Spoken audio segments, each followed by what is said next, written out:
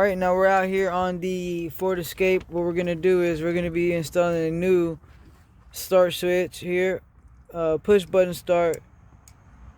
It's like that. We got an old switch on here already.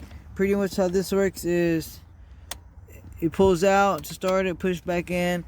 So we're gonna do it with that so it can be straight push button. So what we're gonna do here is, of course, just loosen it up.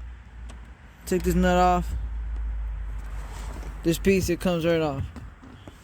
And the only thing that's gonna be holding it is this washer here. Like that. Boom. This is gonna come out. Well, we gotta finagle this out. We'll press it out. Do the back end. Alright, so we got the old switch out, exposed, new switch, big boy drill for the new switch hole.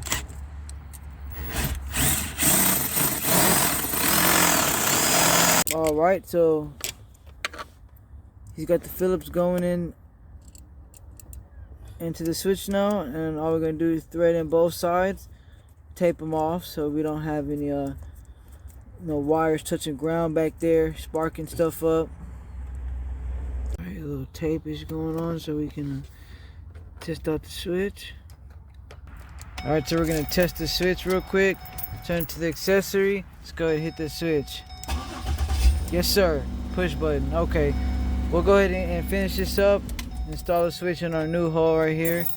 Button it up. And so we're gonna. Oh, that's plastic. We're gonna fish it back in through there. We're gonna get this to come out this hole over here.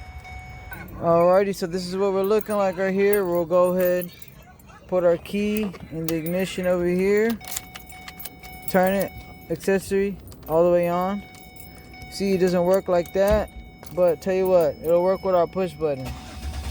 Just like that. Easy peasy, lemon squeezy. Check this out, bro. Yeah, make sure you get at us.